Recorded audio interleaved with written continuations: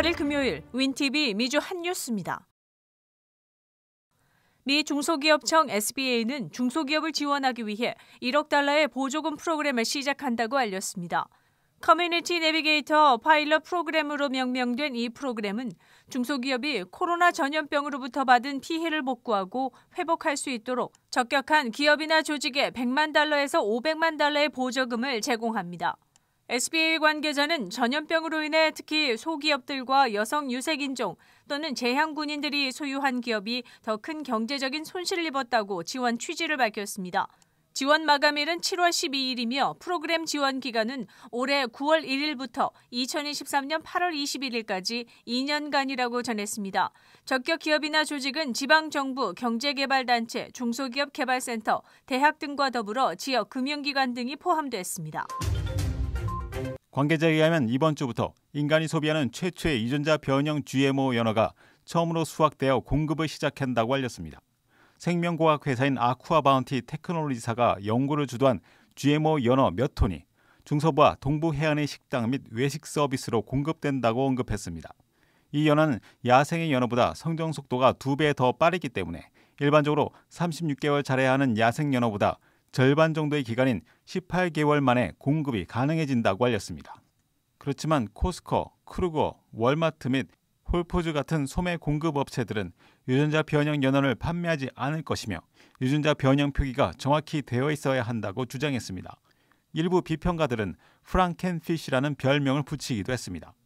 유전자 변형 연어를 설계한 아쿠아바운티사는 자세 연어가 질병과 항생제가 없으며 탄소 발생과 양식으로 인한 해양 오염도 줄인다며 장점을 언급했습니다. 미 전 지역의 각 커뮤니티 회장으로 구성된 미주 한인회장협회는 26일 라스베이거스에서 열린 정기총회에서 비상대책위원회를 승인하고 통합을 가속화하기 위한 통합추진위원회를 재가동하는 등 남문기 회장 이후에 체제 정비에 돌입했습니다.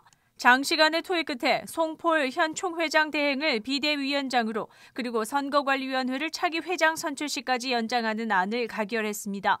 미주 한인회장협회는 총회를 앞두고 김성곤 재외동포재단 이사장의 중재로 미주 총연과의 통합을 추진해왔으나 결렬됐습니다.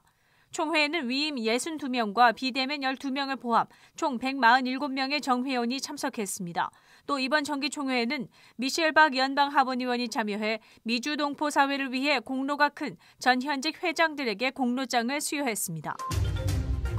마이크로소프트사는 솔라윈드 해킹 사건 배후인 러시아 해커의 공격이 미 정부 기관과 NGO 및 싱크탱크를 표적으로 삼고 있다고 알렸습니다.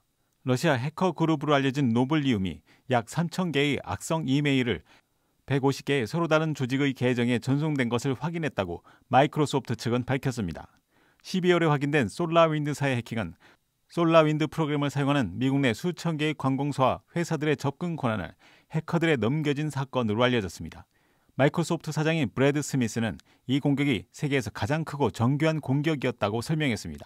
또한 이 발언은 5월 7일 콜로니얼 파이프라인에 대한 랜섬웨어 공격이 며칠 동안 미국에서 가장 큰 송유관 네트워크를 폐쇄하여 국가적인 손실을 입힌 지 몇 주 후에 나왔습니다. 시카고의 한 보수 매체가 로리 라이프 시카고 시장이 2주년 인터뷰를 유색인종 기자와 하겠다고 발표한 데 대한 고소를 접수했다고 발표했습니다. 데일리 컬러 뉴스 재단과 토마스 카테나치 기자는 라이프 시장이 수정 제1조와 제14조에 명시된 언론의 자유와 시민권을 침해했다고 주장하는 소송을 연방법원에 제기했습니다.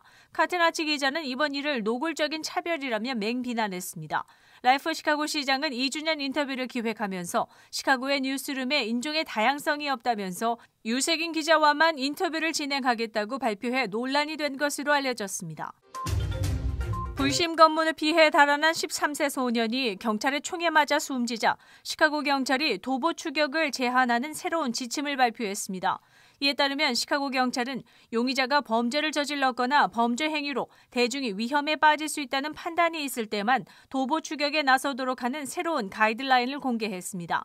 새 지침에 따르면 교통법규 위반 같은 경미한 위법 행위자를 대상으로 하는 도보 추격을 금지하며 A급 경범죄 이상에만 상황에 따라 도보 추격이 가능합니다. 추격 대상이 보이지 않거나 경찰관 또는 용의자가 부상한 경우에도 추격은 할 수 없습니다. 상황에 맞게 추격을 시작하더라도 바디캠이라 불리는 경찰관 착용 카메라가 켜져 있어야 합니다. 미국 법무부에 따르면 시카고 경찰이 불필요한 도보 추격을 많이 하며 대체로 용의자 피격으로 끝이 난다는 조사 보고서를 제출한 바 있습니다. 5월 28일 금요일 코로나19 현황입니다.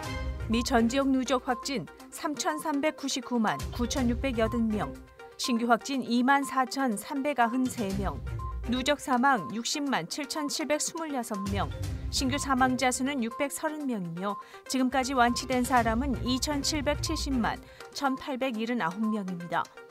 일리노이주 누적 확진 138만 261명, 신규 확진 982명, 누적 사망 22,739명, 하루 새 신규 사망자 수는 21명을 가리켰습니다. 지난 일주일간의 코로나19 양성 판정률은 1.9%로 어제에 이어 1%대를 유지하고 있습니다. 다음은 어제 기준 각 주의 신규 확진자와 신규 사망자 수입니다.